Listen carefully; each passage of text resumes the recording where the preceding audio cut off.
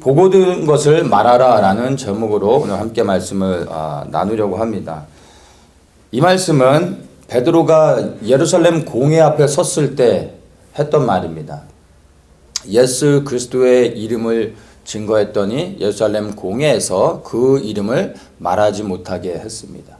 그리고 그들을 협박했었습니다. 그때 베드로가 그 공회 앞에서 협박하는 공회 앞에서 했던 말입니다. 내가 보고 들은 것을 말하지 아니할 수 없다. 이렇게 말했던 것입니다. 제자들이 보고 들었던 것은 무엇이길래 그가 이러한 고백을 하며 내가 보고 들은 것을 말하지 아니할 수 없다라고 말을 했을까요?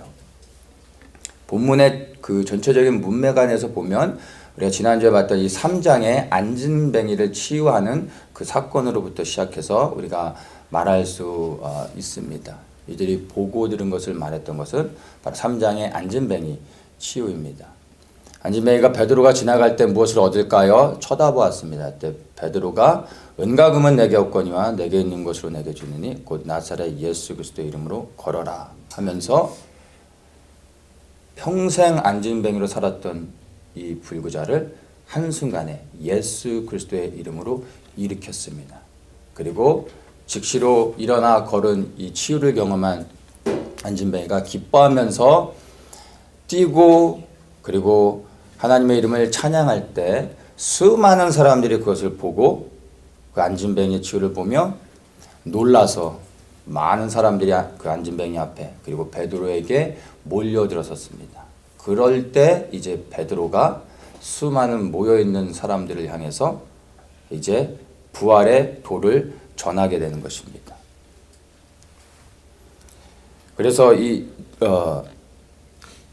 베드로가 이 모여있는 사람들에게 전했던 것이 너희들이 죽인 바로 이 예수 그리스도를 하나님께서 다시 살리셨고 부활하신 예수 그리스도의 이름으로 바로 너희들이 보는 이 안진뱅이가 치유를 받았다라고 선포했던 것입니다. 그리고 이렇게 안진뱅이를 치유하신 예수 그리스도께서 바로 선지자들이 말한 메시아이시다라고 베드로가 모여있는 수많은 사람들에게 부활의 도를 전했던 것입니다. 바로 예수가 메시아임을 전했던 것입니다. 이 부활의 도는 만들어낸 교리나 어떤 이론이 아니라 베드로가 보고 들은 것을 직접 말하는 증인으로서 말했다라는 것을 우리가 이해할 수 있어야 됩니다. 베드로가 이 부활의 도를 모여있는 사람들에게 전했는데 이 부활의 도를 전하는 것이 너무 중요합니다. 안진뱅이를 치유하고 그리고 또 수많은 사람들을 회복시키며 그리고 예수 그리스도께서 또한 전했던 것들도 사실은 이 부활의 복음을 말하고자 했던 것이고 부활을 경험했던 모든 제자들이 이제 나아가서 증인된 삶을 살았던 그 핵심도 바로 이 부활의 내용이었던 것입니다. 고린도전서 15장 3절에 보면 내가 받은 것을 먼저 너희에게 전하였노니 이는 성경대로 그리스도께서 우리 죄를 위하여 죽으시고 장사 지낸 바 되었다가 성경대로 사흘 만에 다시 살아나사 게바에게 보이시고 후에 12 제자에게와 그 후에 500여 형제에게 일시에 보이셨나니 그 중에 지금까지 태반이나 살아있고 어떤 이는 잠들었으며 그 후에 야고보에게 보이셨으며 그 후에 모든 사도에게와 맨 나중에 만삭되지 못하여 난 자 같은 내게도 보이셨느니라. 예수 그리스도의 부활에 대해서 이론을 말하는 게 아니라 본 것에 대해서 너무나 자세하게 설명하고 있습니다. 사도들만 부활을 목격했을 뿐만 아니라 500여 형제가 그 부활을 보았고 대부분의 사람들이 부활을 경험하고 본 사람들이 지금도 살아있지 않느냐라고 말하고 있는 것입니다. 이 부활은 만들어낸 이론이 아니라 보고 경험한 것을 말하고 있다는 것을 이 본문의 내용을 통해서 분명히 알 수 있습니다. 이 부활을 증명했을 뿐만 아니라 또한 13절에서 이렇게 말합니다. 만일 죽은 자의 부활이 없으면 그리스도도 다시 살지 못하였으리라. 그리스도께서 만일 다시 살지 못하였으면 우리의 전파하는 것도 헛것이요 또 우리의 믿음도 헛것이며 이 부활이 거짓이 되거나 이 부활이 사실이 아니라면 우리의 믿음은 다 무너진다라는 것을 말해줍니다. 그러면서 19절에 만일 그리스도 안에서 우리의 바라는 것이 다만 이 생뿐이면 모든 사람 가운데 우리가 더욱 불쌍한 자리라. 그러나 이제 그리스도께서 죽은 자 가운데서 다시 살아 잠자는 자들의 첫 열매가 되셨도다. 아멘. 무엇을 말합니까? 그리스도의 부활을 말하면서 우리의 부활을 연결시키고 있습니다. 그래서 그리스도의 부활이 중요하고요. 이 그리스도의 부활이 첫 열매가 되어져서 이제 예수 그리스도의 부활 안에 있는 자들에게 우리 또한 부활의 생명을 가지고 영원한 삶을 살 수 있게 된다는 것을 지금 사도 바울을 통해서 우리가 보게 되는 것입니다. 안진뱅이가 치유를 받은 것은 너무나 놀라운 일입니다. 그런데 이 안진뱅이가 치유받았지만 성경에는 기록되지 않았지만 우리가 분명히 아는 것은 안진뱅이가 치유받아서 이제 정상적으로 행복한 삶을 살았겠지만 그도 결국엔 죽었을 것입니다. 성경 속에서 여러 명이 죽음에서 다시 살아나는 것을 경험했습니다. 우린 그것을 부활이라고 말하지 않습니다. 죽었다 다시 살아난 것입니다. 그런데 죽었다 다시 살아난 성경의 모든 사람들은 또 죽었습니다. 그들은 부활한 것이 아니었습니다. 그냥 육이 다시 잠깐 살았을 뿐입니다. 여기서 말하는 이 부활은요, 영과 혼과 육의 온전한 몸을 입는 것입니다. 다시는 멸하여지지 않고 썩어지지 않고 죄를 짓지 않는 온전한 몸. 이 부활을 입을 때 비로소 하나님 앞에 서게 되고 영원한 생명을 얻을 수 있게 되는 것입니다. 그래서 그리스도의 부활이 중요하고 이 부활의 소망을 갖는 자들이 이제 그리스도 안에서 영원한 부활의 소망을 가지고 주님을 섬기며 이 우리가 살아가고 있는 세상 가운데서 그 부활을 소망하면서 주님을 섬기고 살아갈 수 있게 되는 것입니다. 그래서 치유를 경험하고 그 치유를 누리고 있는 이 안진뱅이에게 수많은 사람들이 모였을 때 베드로가 전하고자 했던 것은요, 치유가 아니라 바로 부활의 생명이었던 것입니다. 그래서 예수 그리스도의 부활의 복음을 그가 담대히 증거했던 것을 보게 됩니다. 보고 들은 것을 그 다음에 말하게 되는데 우리가 말해야 될 것은 바로 치유가 아니라 예수 그리스도의 부활, 그 부활을 통해 우리가 구원을 얻는다라는 것을 말하게 되는 것을 보게 됩니다. 그래서 우리 모든 그리스도인들은요, 보고 들은 것을 말해야 됩니다. 베드로와 같이 보고 들은 것을 말해야 되는데 그 말해야 되는 것은 사실 그 부활에도 복음인 것을 우리가 인식해야 됩니다. 우리는 복음을 전할 때 대부분 지식이나 어떤 우리의 생각, 어떤 이론들, 그리고 어떤 전도의 틀 안에서 어떠한 구절들을 이야기하려고 하는 경향들이 있습니다. 그런데 이런 것으로 사람들은 변화되지 않습니다. 베드로는 학문이 없는 자였습니다. 그런데 지금 이 본문에서 보면 13절에서도 베드로와 요한이 기탄 없이 말함을 보고 그 본래 학문 없는 범인으로 알았다가 이상히 여기며 이렇게 말합니다. 배우지 못한 사람인데 너무나 조리 있게 말할 뿐만 아니라 담대하게 확신 있게 부활의 도를 증거할 때 사람들이 감동을 받았습니다. 감동을 받았을 뿐만 아니라 4,000명이라는 사람이 구원을 얻는 역사가 나타났던 것입니다. 어떻게 베드로가 이렇게 담대히 복음을 증거할 수 있었습니까? 배웠기 때문에? 무엇을 암송해서? 아닙니다. 단 하나입니다. 직접 보았기 때문이에요. 보았기 때문에 확신 있게 말할 수 있었고 그것을 조리 있게 말하려고 노력한 것이 아니라 본 그대로를 자신 있게 확신 있게 담대히 선포할 때 그것들이 사람들의 영에 감동을 주었던 것이고 그리스도를 믿게 되는 역사가 일어났던 것을 우리가 볼 수 있습니다. 그래서 우리 또한 보고 듣는 것이 있어야 됩니다. 그리고 그 보고 듣는 것을 통해 예수 그리스도를 말할 수 있어야 된다는 것을 우리가 알아야 됩니다. 정말로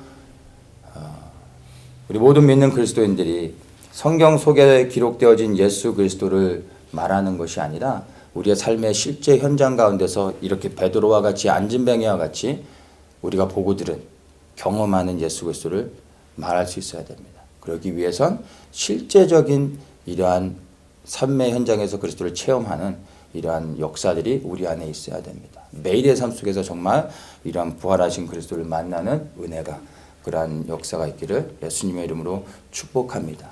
그리고 이것을 경험하며 우리는 그리스도를 전해야 하는 것입니다. 어떤 사람들은 이렇게 질문할 수 있습니다. 우리가 예수 그리스도의 부활을 직접 눈으로 보지 못했는데 어떻게 부활의 증인이 되어질 수 있습니까? 그리스도의 증인으로 우리가 담대하게 복음을 전할 수 있습니까? 라고 질문합니다. 그런데 사실은 그렇지 않습니다. 제자들은 직접 본 것을 증거했습니다. 그리고 그 본 것에 대한 증인으로 생명을 걸었습니다. 그런데 지금 이 시대를 살아가고 있는 우리 그리스도인들은 어느 누구도 직접 그리스도의 부활을 목격하지는 못했습니다.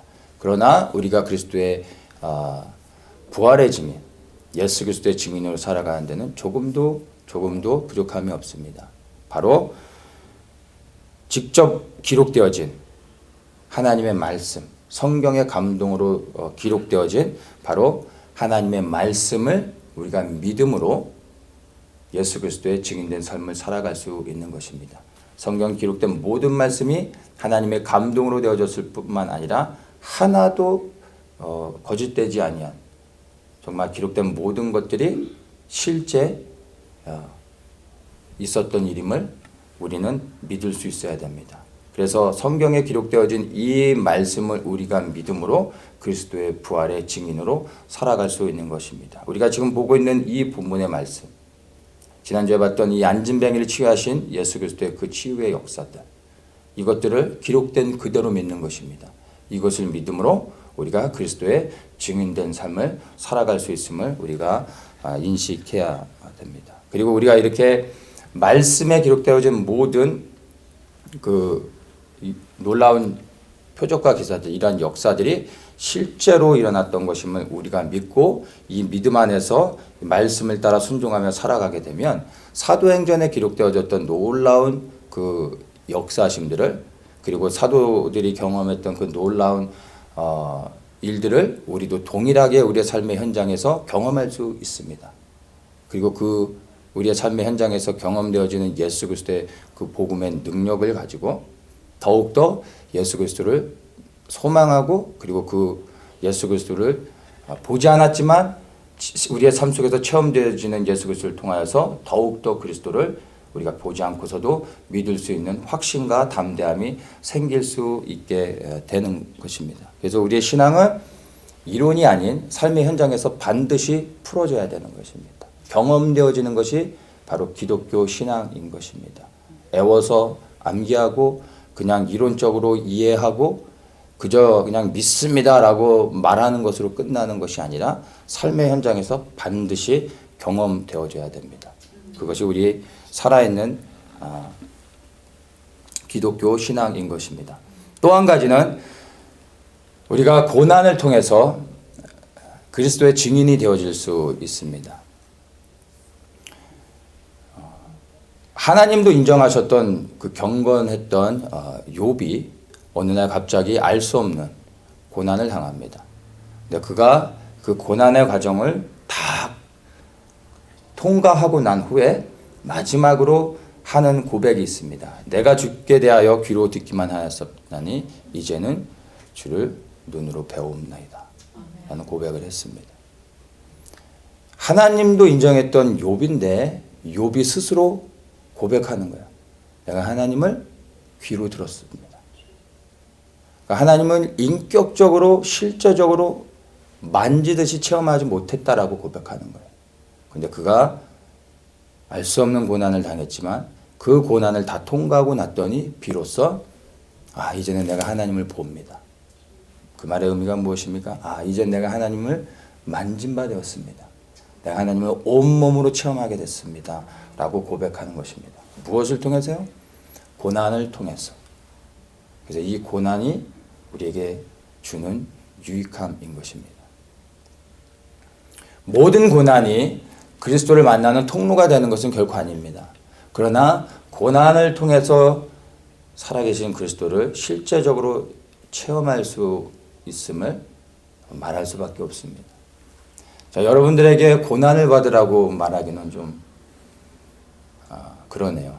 그러나 욥과 같이 여러분의 삶의 현장에서 들었던 예수 그리스도를 만진 바 되고 그리고 눈으로 본 바 되는 그러한 놀라운 체험이 있기를 예수님의 이름으로 축복합니다. 아멘. 이러한 경험이 있어야 부활의 도를 증거할 수 있습니다. 내 삶 속에 증거되어지는, 경험되어지는, 그래서 확신 있게 말할 수 있는 그 복음이 내 입술에 담겨져야 예수 그리스도를 전할 때 우리 증거하는 말이 아닌 이 안에 나오는 생명을 통해서 영혼이 움직여지는 것입니다. 묶임이 풀어지게 되는 것입니다. 그리고 자유를 얻으며 그리스도를 영접할 수 있게 되는 것입니다. 이론에 있는 것이 아니라 우리의 삶의 실제적인 체험을 통해 경험되어지는 그리스도를 우리의 영으로부터 나오는 그 그리스도를 증거할 때 영에서 영으로 복음이 증거되어지며 생명이 전이 되는 것입니다. 그래서 우리는 그리스도를 증인으로서, 그리스도의 증인으로서 살아가는 데 있어서 조금도 부족함이 없게 되는 것입니다. 보고 들은 것을 말했을 때 이 제자들이 결론을 내린 것이 있습니다. 보고 들은 것을 통해 이들이 부활의 도를 증거하다가 내린 결론입니다. 그것이 바로 12절입니다. 다른 이로서는 구원을 얻을 수 없나니 천하 인간의 구원을 얻을 만한 다른 이름을 우리에게 주신 일이 없음이니라 하였더라. 이 결론이 쉽게 난 것이 아니고요.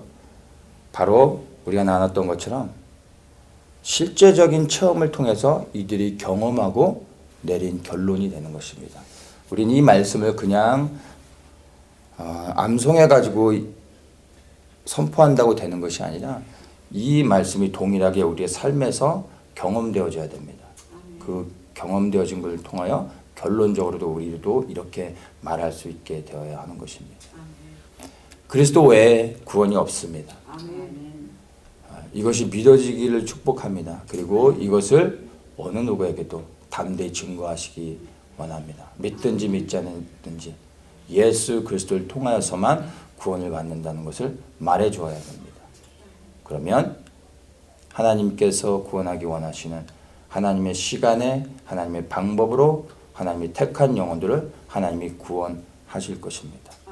중요한 것은 담대히 예수 그리스도를 증거할 수 있는 사람이 있느냐 하는 것입니다. 하나님 바로 그런 사람들을 찾고 계신 것입니다.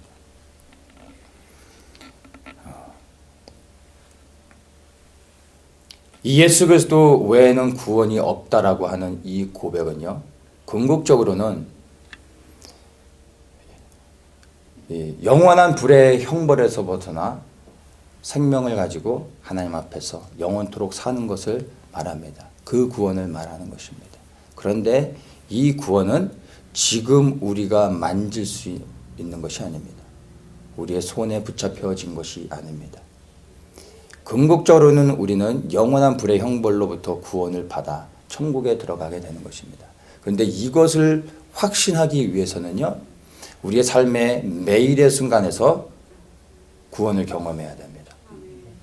그 구원은 천국에 들어가는 구원이 아닙니다.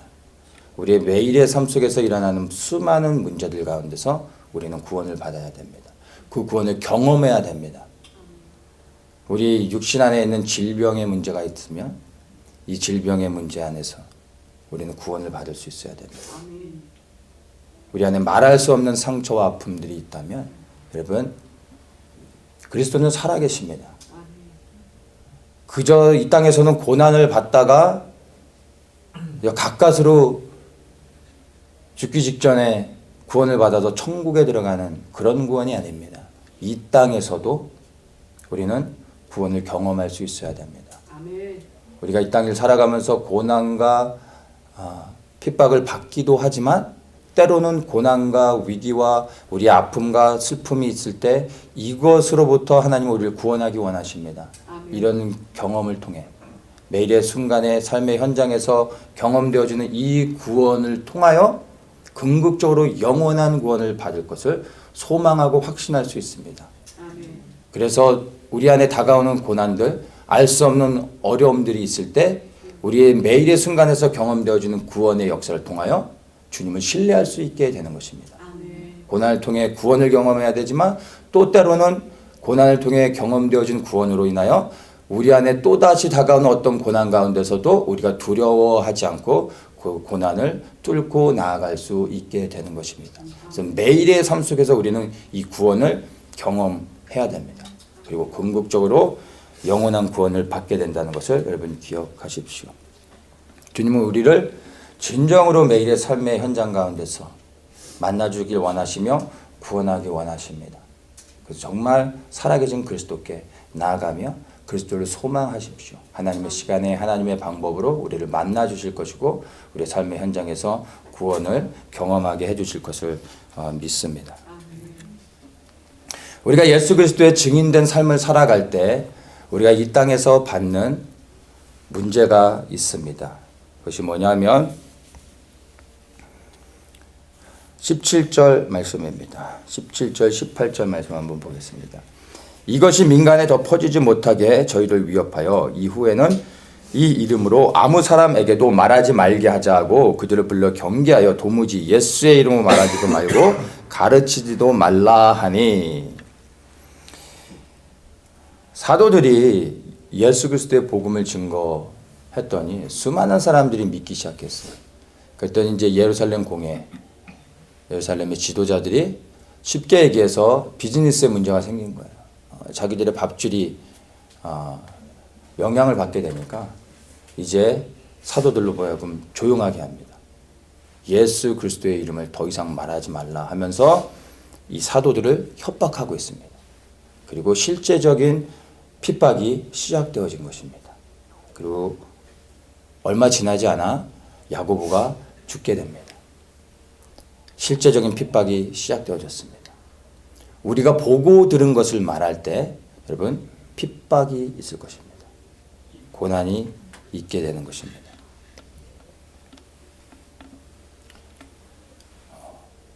예수 그리스도를 믿는 자에게 반드시 이러한 고난이 온다는 것을 우리가 이해해야 됩니다.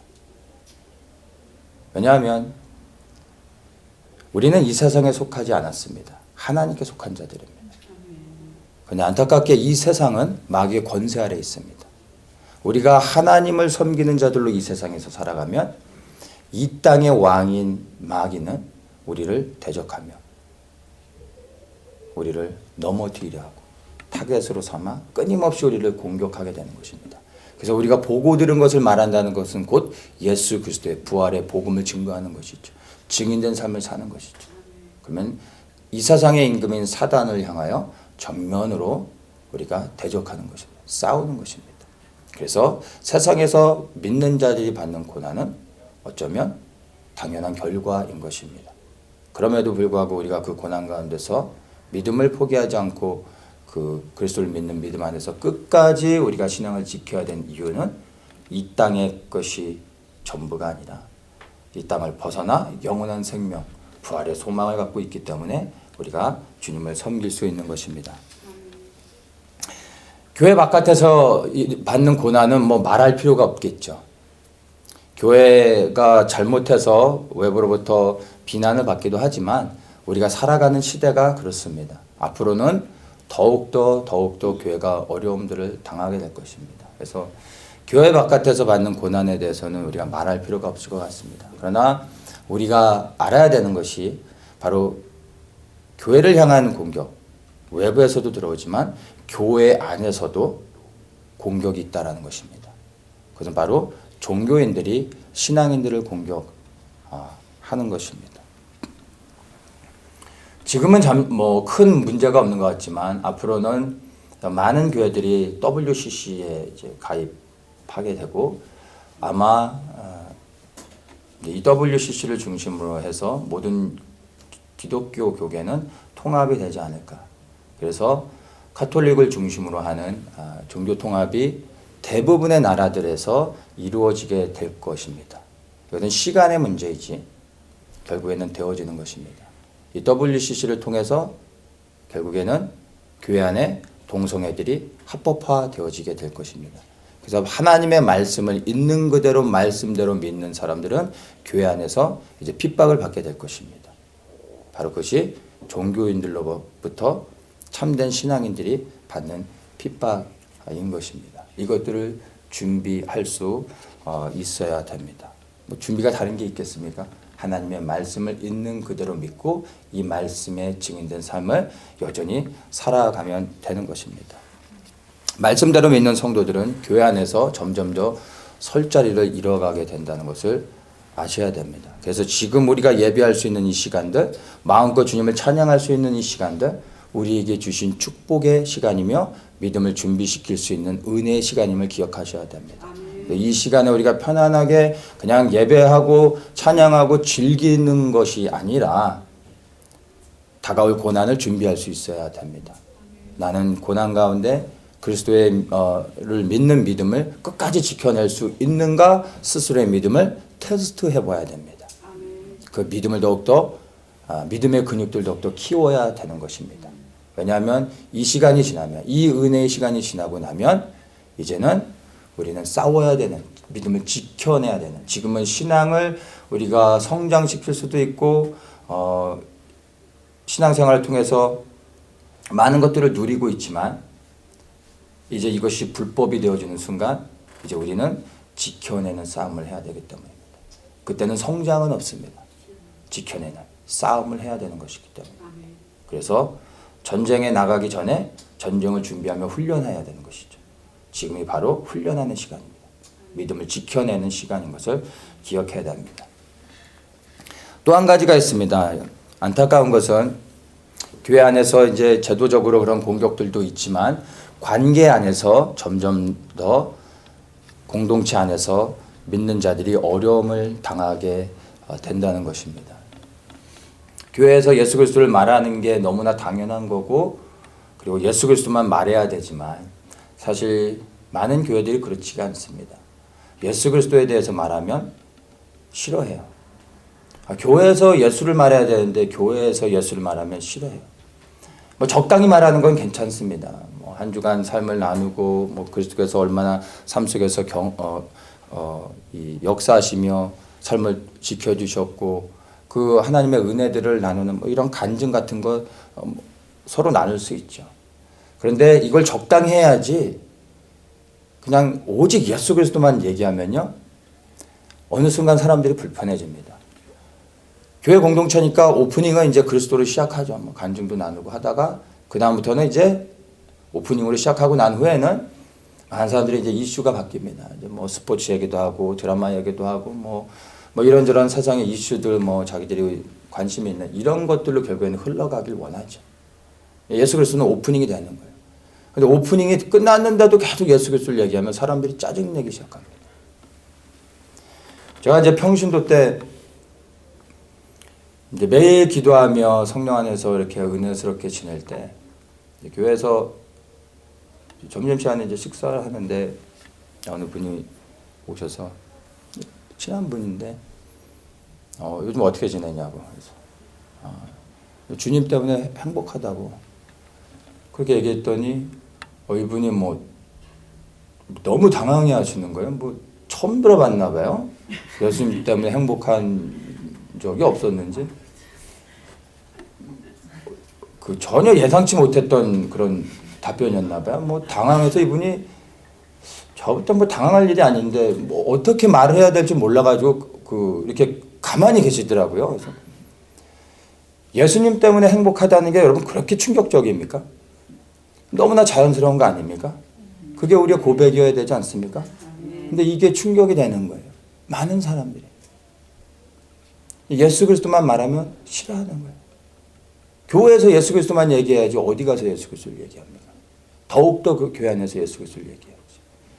여러분들이 교회 안에서 교제 나눌 때 뭐 우리가 다른 것들도 얘기할 수는 있죠. 그러나 우리의 마음 중심이 오직 예수 그리스도께 향하고 이것저것을 얘기하다가도 결국 결론은 예수 그리스도로 끝나길 원합니다. 계속해서 예수 그리스도만 고백해도요, 시간이 부족해야 되는 것이 정상입니다. 근데 예수 그리스도 얘기하면 뭐 그냥 5분을 넘기지 못하고 더 이상 할 얘기가 없어진다면 여러분, 우리는 문제가 있는 것입니다. 근데 많은 교회들이 지금 종교화되어지면서 그리스도를 말하는 걸 원치 않습니다. 정말 예수님을 너무 사랑해서 예수 그리스도를 나누고 싶고 더 자랑하고 싶고 예수 그리스도를 고백하고 싶어서 누군가를 찾을 때 사람들이 다 피해버리는 거예요. 많은 교회들의 현실의 문제인 것입니다. 다른 교회들을 비난하는 게 아니고요, 우리 교회가 그렇게 되면 안 된다는 것입니다. 우리는 그렇지 않은가 돌아보기 원합니다. 그래서 여러분, 우리 안에서도요, 모였을 때 우리가 말하는 것을 우리가 주의 깊게 우리 스스로가 분별하고 절제하며 말할 수 있어야 됩니다. 그리고 정말로 우리 나누는 모든 것이 하나님께 영광이 될 수 있도록 우리 모든 나누는 것 가운데서 여러분들의 입술을 여러분들 하나님께 올려드려야 됩니다. 왜 이런 일들이 교회 안에서 일어날까요? 그것은요, 바로 알곡과 쭉정이를 나누기 위함입니다. 알곡과 쭉정이를 나눈다는 것이 무엇을 의미하는지 아십니까? 추수의 때가 되어졌다는 것입니다. 추수의 때가 되어지면 그 추수의 시작은 교회입니다. 믿는 자들로부터 해서 추수가 시작되어지는 것입니다. 그래서 교회 안에서부터 이제 하나님께서 나누기 시작하는 것입니다. 참으로 그리스도를 믿는 자들과 믿지 않는 자들. 우리가 666에 대해서도 많이 얘기를 하지만 이 666도 결국에는요, 믿는 자와 믿지 않는 자를 나누기 위한 표가 되는 것입니다. 그래서 666을 받으면 죽는 것이 아니라 하나님의 인을 받지 않은 모든 자들이 666을 받는 것입니다. 중요한 건 666을 받지 않기 위해 노력하는 것이 아니라 하나님의 인을 받기 위해 우리는 그리스도께 나아가며 몸부림쳐야 되는 것입니다. 이 하나님의 인을 받으면 알곡으로 구분되어지는 것입니다. 추수의 시기가 되어졌다는 것은요, 예수 그리스도의 재림이 곧 다가오고 있다는 것입니다. 주님의 재림이 임박해 있기 때문에 이제 추수가 서서히 시작되어지는 것입니다. 그래서 교회 안에서 이러한 알곡과 쭉정이를 나누기 위해 이러한 일들이 일어나고 있는 것입니다. 그래서 그것을 가지고 우리가 슬퍼하거나 두려워하거나 염려할 필요가 없습니다. 주님의 재림이 임박했기 때문입니다. 오히려 우리는 더욱더 기뻐하면서 우리의 믿음을 지켜가야 되는 것입니다. 그리고 이젠 종교인은 종교인으로, 참된 신앙인은 신앙인대로 모여지게 될 것입니다. 모이라고 말해서가 아니라 구분되어질 수밖에 없습니다. 그리스도를 믿는 사람들끼리 모여지게 되는 것입니다. 함께 모여 더욱더 주님을 예배하며 주님을 기다리게 될 것입니다. 예수님을 믿는 것 때문에 고난과 핍박을 받을 때 우리가 어떻게 기도해야 될까요? 사도들이 우리에게 그 기도의 본을 보여주고 있습니다. 29절에 주여 이제도 저희의 위협함을 하감하옵시고 또 종들로 하여금 담대히 하나님의 말씀을 전하게 하여 주옵시며 손을 내밀어 병을 낫게 하옵시고 표적과 기사가 거룩한 종 예수의 이름으로 이루어지게 하옵소서 하더라.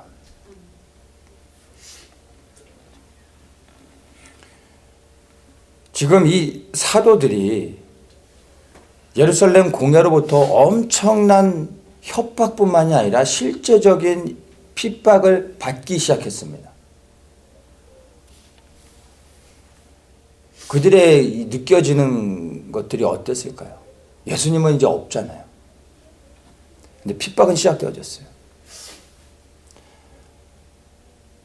이 핍박으로 인하여 생명을 잃어버릴 수도 있는 상황이 되는 거예요. 이런 상황 가운데 사도들이 무엇을 구했습니까? 이들은요, 자신들을 이러한 위기 가운데서 구원해달라고 기도하지 않았다는 것입니다. 무엇을 기도합니까? 더욱더 담대히 하나님의 말씀을 전할 수 있게 해주십시오 라고 기도했다는 것입니다. 놀랍지 않습니까? 우리는 일반적으로 위기 가운데 있으면 안전을 위해서 기도하지 않을까요? 그게 정상적이고 일반적인 반응이 될 수 있겠죠. 근데 사도들은요, 자신들의 안전을 구하지 않습니다. 이들은 온통 단 한 가지만을 구합니다. 예수 그리스도의 복음을 더욱더 담대히 증거할 수 있게 해주십시오.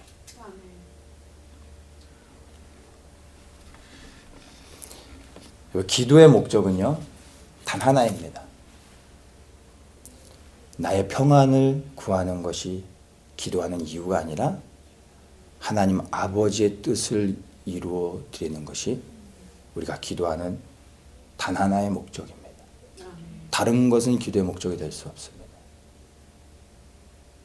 오직 아버지의 뜻이 이 땅에서 이루어지길 위하여 간구하는 것이 우리의 기도의 전부가 되어져야 되는 것입니다. 그것을 사도들이 직접 보여주고 있습니다. 집안에 편안히 앉아서 카우치에 기대고 앉아서 쉬면서 이런 기도를 하는 것이 아니라 고난과 핍박의 현장 가운데서 내일 잡혀 죽을 수도 있는 상황 가운데서 그들의 구원을 위해 기도하지 않고 아버지의 복음이 증거되는 것을 위하여 기도했다라는 것입니다. 이렇게 기도했을 때 31절에 보면요, 빌기를 다음에 모인 곳이 진동하더니 무리가 다 성령이 충만하여 담대히 하나님의 말씀을 전하니라. 아멘. 이렇게 아버지의 뜻이 이루어지기 위해 하나님의 말씀을 더욱더 선포할 수 있도록 해주십시오라고 기도했더니 즉시로 성령이 임하셨던 것을 우리가 보게 됩니다. 즉시로 하나님이 응답해 주시는 것을 우리가 보게 됩니다. 성령의 충만함을 받기 원하십니까? 하나님 아버지의 뜻을 구하십시오. 그러면 성령께서 임하십니다. 즉시로 응답해 주십니다.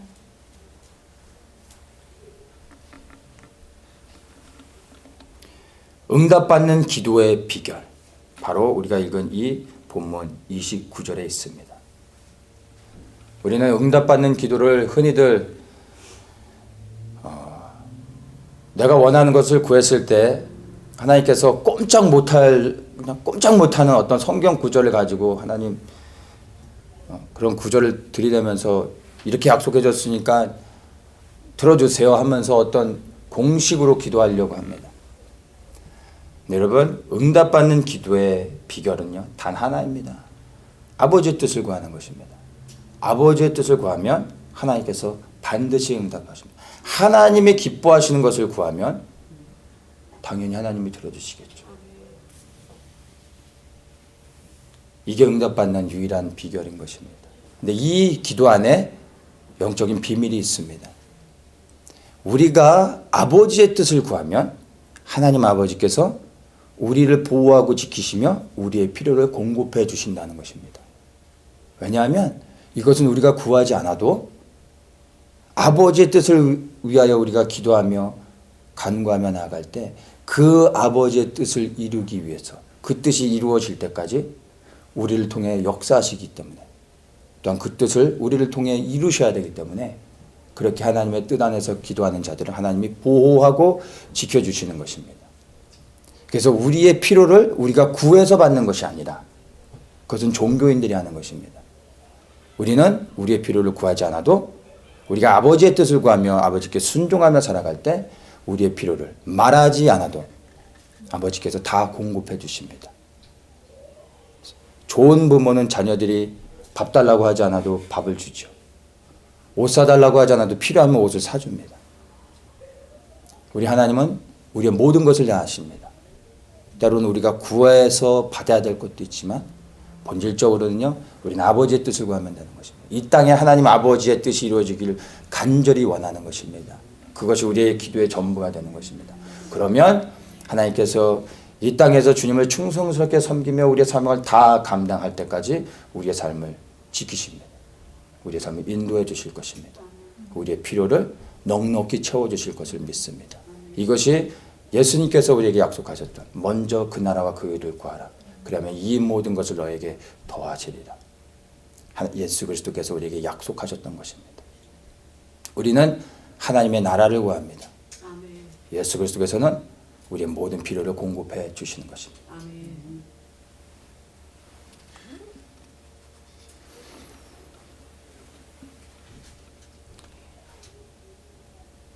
저는 우리 모든 성도님들이 이제 보고 들은 것들을 말하기를 축복합니다. 우리의 보고 들은 것들이 다른 것이 아니라 바로 예수 그리스도의 그 부활에도 그분이 우리를 위해 죽으셨을 뿐만 아니라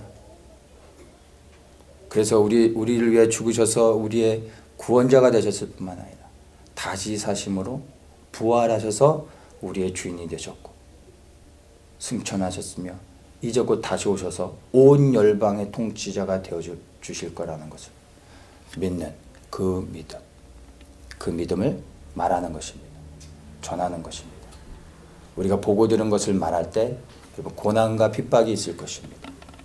그럴 때 여러분 더욱더 담대히 동일한 말씀을 우리가 보고 들은 것을 더욱더 크게 외치시기를 축복합니다.